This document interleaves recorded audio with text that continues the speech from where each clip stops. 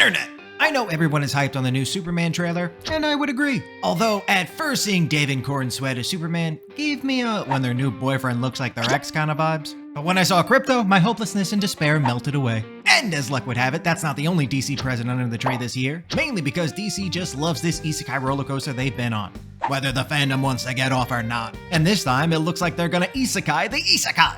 Feudal Japan, Green Lantern, Aquaman, Wonder Woman, and co. want to see what it's like on this side of the multiverse, and our resident Cape Crusader is gonna have to send them back home. So let me break down what the first Batman Ninja was about, what the trailer reveals to us about Batman Ninja vs. Yakuza League, then give my thoughts. No more stalling if this is your kind of content. I'd appreciate a like and a sub. Let's get it! The first Batman Ninja told the story of how would Batman cope if all of his gadgets suddenly went kaput, and the environment the writers chose to tell this tale is a small island called Japan, roughly 500 years in the past. After Batman fails to stop Gorilla Grodd and the other inmates in setting off Grodd's newly installed time machine, all of them get folded into themselves and TP'd back to the 16th century.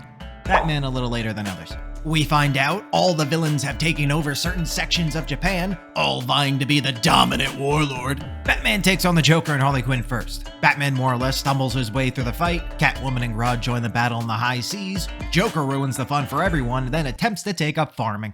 And the next step is for Batman and Squad to collect the 5 pieces of Exodia so they can make their way home. But because all of his gadgets broke and he was betrayed by Grodd, he decides he's going to train for a month with the Ninja Bat Fam. That month ends, and an all-out mecha fight begins. Grodd, Penguin, Two-Face, Poison Ivy, Deathstroke all going BYOH! When Grodd is on the verge of winning the most important shogi game of his life, the Joker and Harley Quinn make a move and take over the main mecha. What happens next? I hear you hollering from the other side of the screen. Well, it's obvious that they're now going to combine like Voltron. If only there was a massive army of monkeys capable of joining together to become a monkey kaiju. And to add on that, what if our Bat Clan befriended some magical bats and when they fused, they became Adam West?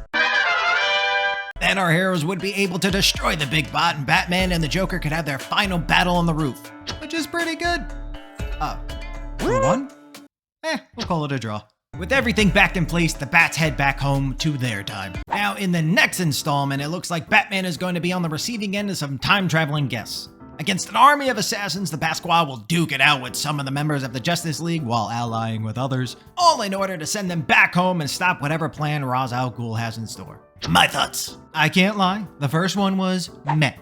Not great, but not the worst. The dialogue, I watched the dub for this video, sounded very childish and direct. I'm going to tell you the exact emotion I'm feeling, while also saying, not today, over and over. They clown Batman a few times in the first movie, like when he's approached by some dudes wearing masks and Batman inquires, who's your leader?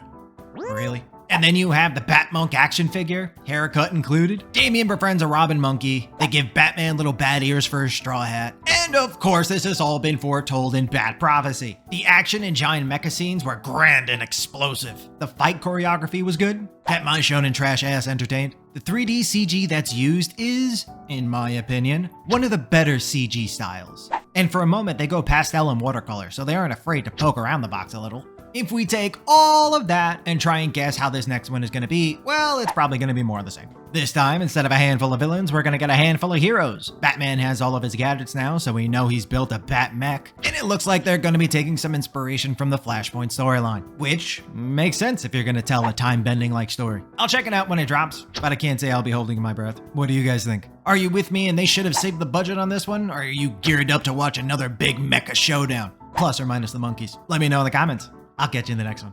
Later!